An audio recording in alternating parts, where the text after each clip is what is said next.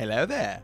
What is up, Star Wars fans? Welcome back to my channel. I just saw the finale of Obi-Wan Kenobi. Episode 6. Does it live up to the hype? We're going to get into it, but I need your comments and thoughts down below. How do you feel about the show thus far? And is this finale good? Spoilers ahead. I did find it interesting that we get that little memo at the beginning. Certain scenes that viewers may find upsetting. I'm like, okay, what is this referring to? And even thinking back to the episode, I'm like, what was it referring to?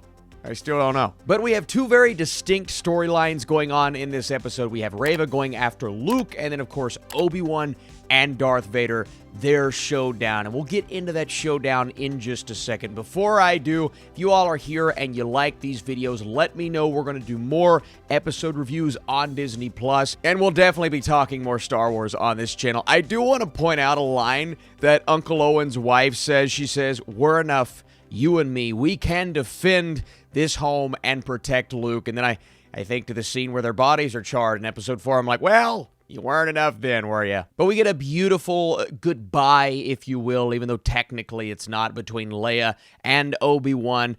He says to her, "You won't be 10 forever." Gives her a very interesting gift that she makes a part of her costume later on in the episode. And then Obi-Wan essentially says, "I have to face my master. Whether he dies or I do, this is something that I must do." And the build-up to this battle was something that I was so invested in. I was so excited to see what this culmination would be, because it's all really been leading to this. Every episode thus far, these two very distinct storylines, the redemption of Reva's character, if you will, and then the giant battle, the reuniting of Anakin and his former master. And we'll circle back to that redemption arc, because frankly, it was the least important of the two storylines, in my opinion. This is an Obi-Wan show. We're here for Obi-Wan and that relationship with Anakin becoming more prominent during this battle. And it absolutely did. One thing I loved about this battle is, yes, we get the awesome Jedi versus Sith Lord stuff. And that's something we all really wanted to see. I've seen some complaints that this battle was dark and it wasn't as maybe colorful and vibrant as some of the other battles in Star Wars, and I do somewhat agree with that. One thing I do enjoy about it, though, is the green screen isn't as prominent as it has been. But once Vader comes down to Obi-Wan and we get the lines, "I will do what I must, then you will die," a couple of great callbacks between the two before they literally get engaged in one of the more interesting lightsaber battles I've seen in quite a while. You know, obviously Disney hasn't nailed the lightsaber battles thus far, but this is one of the more interesting ones for sure. And I thought some of the moves that Obi-Wan showcased, and Vader even says at one point, "Hey, you're back, buddy. This is what I've wanted all along. I wanted someone that can match up to me, match up to my skill set." And that's absolutely the case, because Obi-Wan, even though he does get smushed by the rocks at one point, does find the willpower to get himself out of that situation. He's doing a lot of really interesting things. He even does the move, the classic Obi-Wan move. Like I said, lots of callbacks and references in this episode.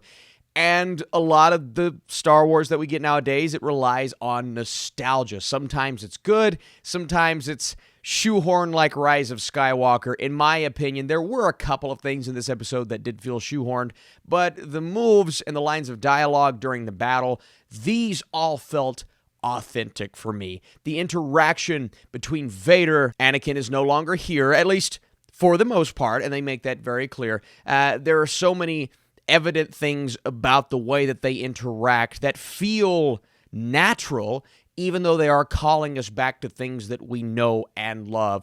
Whether that be the moves, the music in the background, I thought was absolutely beautiful, and Obi-Wan summoning the power and the courage to continue taking on Vader, and then apologizing to Anakin. For me, what really got me with this battle was the moment where Obi-Wan gets himself out of this hole, literally, apologizes to Anakin, saying, "I'm sorry for all of it." And then Vader proceeds to say, "I'm not your failure, Obi-Wan. You didn't kill Anakin Skywalker.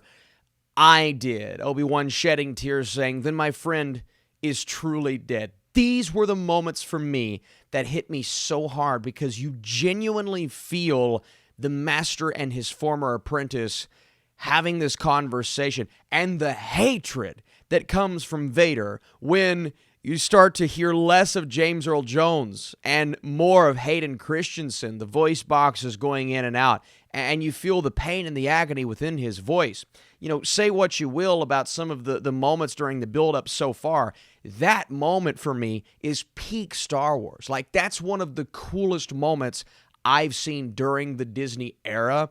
Just that very, I want to call it brief, but that interaction that comes full circle to where we were during the prequels. And, my wife and I just watched the prequels about a month and a half ago.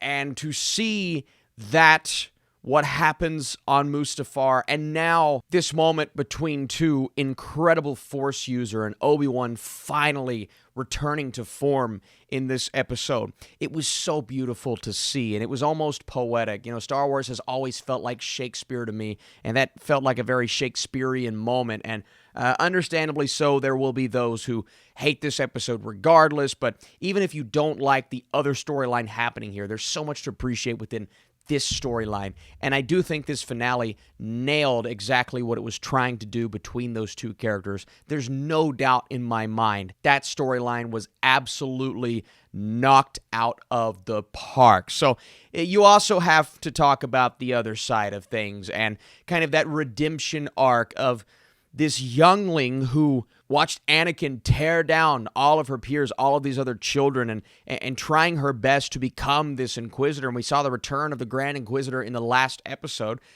like we all said was going to happen, right? They didn't break canon, which was really good. At least we hoped they wouldn't. But we get the line, "I couldn't do it." Obi-Wan comes in saying, "Who you become now is up to you."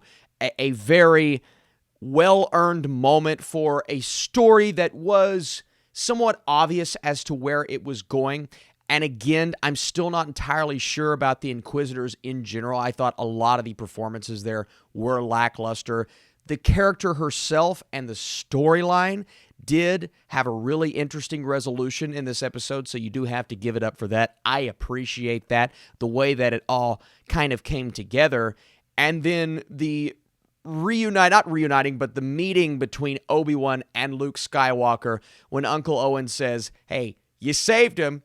Do you want to meet him? Here's kooky old Ben coming in," and then, the line, "Hello there." Well, it's just it's callback on top of callback. Of course, the moment with Leia at the end where she's got on the white outfit, I thought maybe that was like, all right, I don't know if she didn't need the outfit. She didn't need that. But it was really sweet to see Obi-Wan come back in. We saw, young Leia put Lola in the pocket of Obi-Wan. He brings Lola back to Leia. It's just this very series of sweet interactions. And for me, it's when he's telling her, you're wise, discerning, kind-hearted like your mother, and then lists a ton of things, passionate like your father. He was a good man. And I'm like, all right, man, that's pretty good. Ewan McGregor's fantastic. I hate that he's been getting some of the flack for this show because all of the problems have not really been on him. He's been giving an incredible performance, and I thought this was like the height of his powers. He was so good in this episode. It does start with him and end with him. They lose focus at points in the midst of the season,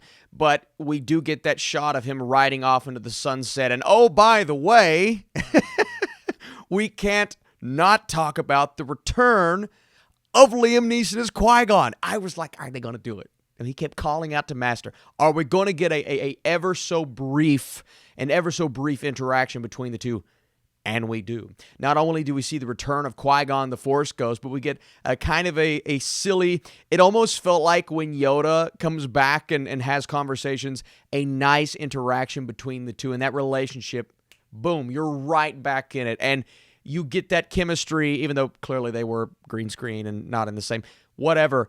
The chemistry between the two in Phantom Menace was oh so good. So just to see that brief interaction between them on screen, I thought was fantastic. Liam Neeson, there's so much passion for the character there, and just a brief Force Ghost of Qui-Gon made me so happy. So as a whole, I do think Episode 6 is a win. I thought it gave finality to a couple of storylines that were predictable at the end of the day, and the show did lose track at points in the midst of the season. I'm not going to deny that, and there were some very silly moments, but Star Wars does do the silly moments very well at points. They didn't all work in this season, but just solely talking about this finale, it did pay off on a lot of these elements, in my opinion. We got a very interesting battle. You know, you're going to ask me, Austin, why'd you take a break from reviewing episodes?